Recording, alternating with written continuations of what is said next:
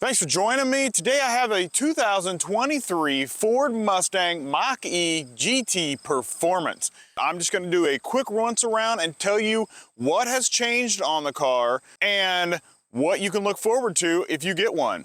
So first off, I think, and I don't know about everyone else, but I think this thing looks its best in all black. And I know black is a little hard to maintain, but it does look awesome. I just think it looks great in all black, especially when you've got these performance wheels, which is what you want. You don't want the GT flower wheels, and you get those awesome red caliper Brembo brakes. Even though this is an EV and you have one pedal driving, you don't actually use the brakes. Let's go take a look at the cargo area.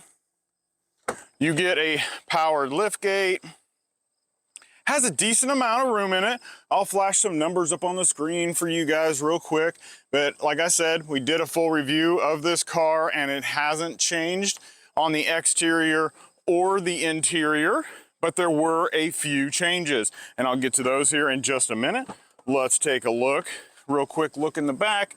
You've got black everywhere. This is black on black. There's decent amount of room back here. It's actually a pretty good amount of space back here.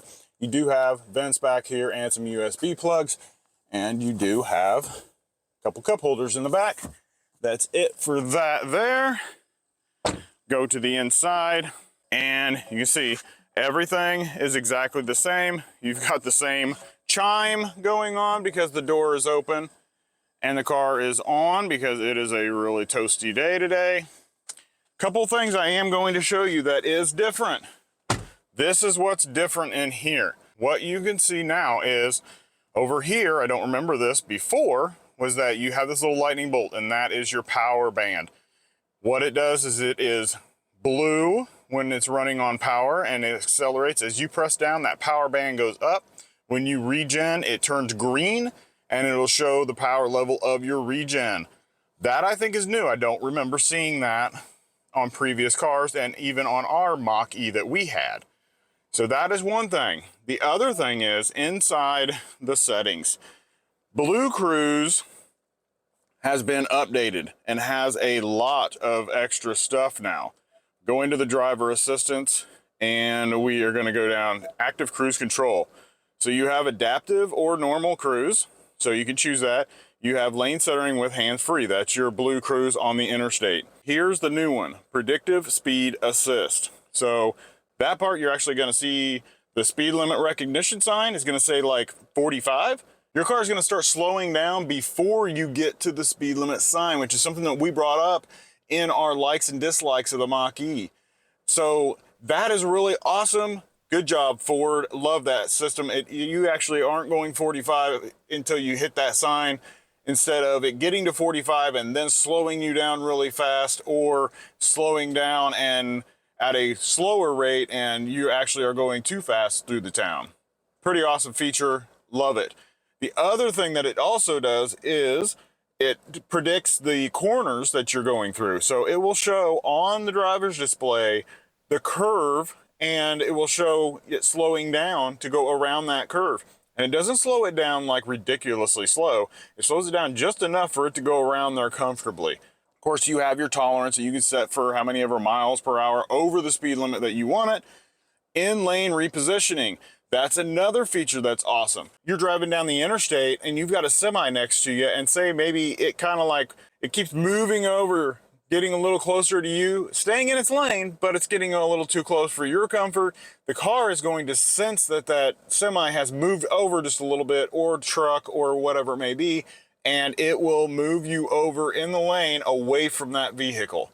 Pretty cool. It makes people feel a lot safer. One other thing is the lane change assist. So now you can turn your turn signal on and it will change the lane for you as long as it has room to do it. So it'll check its blind spot monitoring system. Nothing's there, nothing's in the lane next to you, it will move itself over. Bad thing is this car I borrowed from Heller Ford. If you are looking for a Mach-E or a Ford Lightning, they have a lot of them. and they have good prices on them. So look them up. Information's on the screen. This one is not set up with BlueCruise yet. It is available on it, but it doesn't activate until someone purchases it. So I can't show you the BlueCruise, but I can show you the speed tolerance and stuff like that on the screens, which you should have already seen. The only other changes that have happened since 2021 and 22 is that in 2022, they did open up the battery to get more range. So this car originally came out in 2021 with 250 miles of range on the GT Performance. The GT got 260. The Premium got, with the extended range battery, got 270. The extended range Premium now gets 290. The GT gets 270, and this now gets 260 miles of range. So that's nice that they opened that up a little bit more. It is a 98 kilowatt hour battery on that extended range, and they originally in 2021, it was 88 kilowatt hour usable, and now they bumped it up to 91 kilowatt hour usable. So that gave everybody a little boost. This still has the 480 horsepower and 634 pound-feet of torque. The GT still has 480 horsepower, but it only has 600 pound-feet of torque. So if you want that little extra boost and you want that 5-second high-power boost out of this GT Performance, the cool wheels and the Brembo brakes, it is definitely worth it. Thanks for joining me, and I will see you in the next review.